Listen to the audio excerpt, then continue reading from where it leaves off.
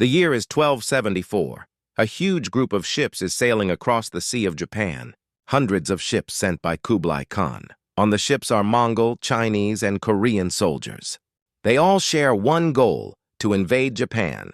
Their first target is ahead, the small island of Tsushima. On the island, the local governor, Sō Sukekuni, gathers the small army he has. Around 80 samurai and their helpers prepare to face the coming army. They know the chances. They know no help will come. Still, they choose to fight. In the late 1200s, the Mongol Empire was a powerful force. Created by Genghis Khan and grown by his family members, it was the largest land empire in history, a mighty power that had defeated kingdoms from Hungary to China. By 1271, the great Khan Kublai had conquered most of China and started his own Yuan dynasty. But his goals weren't satisfied. He turned his eyes eastward across the sea to a nation that had long lived cut off from the world: Japan. For the Japanese, the world beyond their shores was a faraway problem. The real power in Japan wasn't the emperor in Kyoto, but the military government, the Kamakura shogunate run by the samurai. Their entire world was built on honor, fighting skill, and a strict code of behavior later known as Bushido. It was a society of organized combat where a warrior's value was proven through individual acts of bravery. They were masters of their own islands and had never faced a major foreign threat. The Mongols were just a rumor, a violent story from a land far away. That all changed in 1268. A letter arrived from Kublai Khan. It wasn't a friendly greeting. It was a threat: surrender and become a servant state or be invaded. For the Khan, this was normal practice. For the samurai of Japan, it was an unthinkable insult. They refused, sending the Mongol messengers home with a message of silent defiance. Kublai Khan wasn't a man who accepted no for an answer. His plans were delayed by his war in southern China, but he didn't forget. He saw Japan as a land of rumored treasure, and its refusal was a challenge to his power. By 1274, he was ready.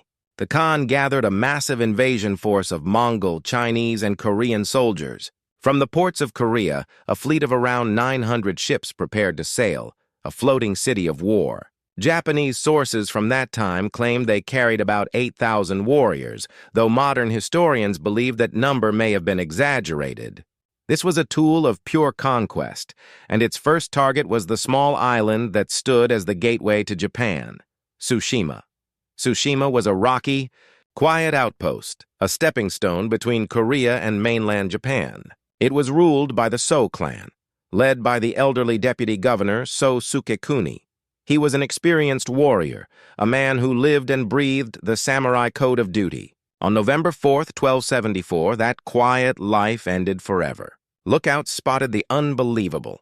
The horizon had disappeared, covered by a forest of ship masts. The Mongol invasion fleet had arrived. To the defenders on the shore, the force must have seemed endless. Panic was met with duty. Sō Sukekuni knew his situation was hopeless. He had only his personal group of about 80 mounted samurai and their helpers. 80 men against an army of thousands. Logic demanded surrender. It would have saved lives and spared the island. But for a samurai, the choice wasn't between victory and defeat. Victory was impossible. The choice was between a life of shame and an honorable death. They would not surrender. They would fight. As the invaders began landing in the dead of night, Sukekuni made one last attempt at peace talks, but his messenger was driven back by a shower of arrows. The Mongol message was clear. There would be no talk, only conquest. As his men prepared, a fire reportedly broke out at the local shrine to Hachiman, the god of war. Some accounts say white doves gathered there as it burned, a sign Sukekuni chose to see as a message from the gods. He gathered his 80 horsemen. They weren't trying to defend the island. They were preparing to die for it. With their armor tied and swords drawn, they rode to Komoda Beach, waiting for the dawn and their charge into legend. The battle began before dawn when the first waves of invaders stormed the beach. What happened next wasn't just a fight. It was a violent crash of two completely different ways of war. The samurai way was all about individual heroism. A warrior would ride out, announce his name and family, and challenge an enemy of equal rank to a duel. They were masters of the longbow, shooting specific targets from horseback with deadly accuracy.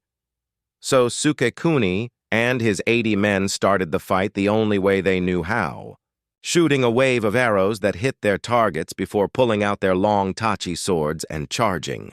But the Mongols didn't care about honor or duels. They were a disciplined, modern army that fought as one group. They moved forward in tight formations, a wall of shields moving to the beat of huge war drums. Their archers used shorter composite bows, firing in huge, coordinated waves that darkened the sky, making it impossible for the samurai to single out opponents. A samurai who charged in looking for a duel was simply surrounded and cut down. Then came the weapon that truly terrified the Japanese. Early gunpowder bombs? The Mongols used hand-thrown explosives known as tetsuhao, or thunder crash bombs. Simple gunpowder shells that exploded with a deafening roar, spewing smoke and pieces. The noise scared the Japanese horses, destroying their cavalry charges and turning the battlefield into a nightmare of fire and sound the samurai had never experienced. Despite the shock and the overwhelming odds, the 80 samurai fought with a fierceness that amazed the invaders. When they got into close fighting, their superior sword skills were devastating. The Japanese sword was a beautifully crafted blade, and in the hands of a trained samurai, it was a terrifying weapon. Japanese records even claim that one samurai, Sō Kagesada, cut down 25 enemy soldiers himself, though this number is likely legendary. Sō Sukekuni led charge after charge, a symbol of defiance in the face of certain death. They fought with the courage of men who had already accepted their fate. But courage couldn't stop an avalanche. For every invader who fell, 10 more took his place. The samurai were swallowed by the horde. Their individual skill was lost in the sheer mass of the enemy. As the day wore on, the battle on Komoda Beach became a brutal one-sided slaughter. The samurai, exhausted and shrinking in number, were pushed back from the shore. They were completely surrounded, their charges broken. Yet there was no thought of retreat. They would die as samurai, on their feet, swords in hand. The final moments of the battle were proof of their code. Sō Sukekuni, seeing his force almost destroyed, gathered his few remaining men for one last suicidal charge into the heart of the Mongol army. It was there, in a final blaze of glory, that Sukekuni was finally killed, falling in defense of his home. By sunset, the battle was over. The vast majority of the 80 samurai and their helpers lay dead on the beach. Their last stand had ended. For the Mongols, it was a victory, but a costly one.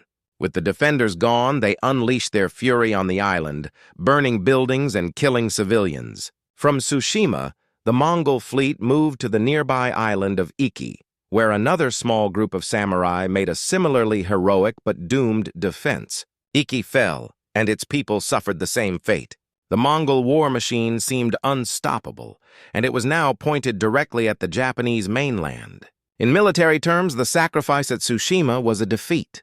But their fight wasn't pointless. During the chaos, a few survivors managed to escape on a small boat, carrying a desperate warning to the shogunate's headquarters on the mainland. The message was simple: the Mongols are here. The blood of the 80 samurai had bought the rest of Japan precious time to prepare. The news of the fall of Tsushima and Iki, and the incredible bravery of their tiny groups, spread like wildfire. The sacrifice of Sō Sukekuni and his men was no longer a military defeat. It became a national legend. It was a rallying cry, a symbol of a spirit where honor meant more than life. The story of 80 warriors charging an army of thousands gave the nation a symbol of defiance. When the Mongol fleet finally reached Hakata Bay on the mainland, they weren't met by an unprepared country. A larger, organized force of samurai was waiting.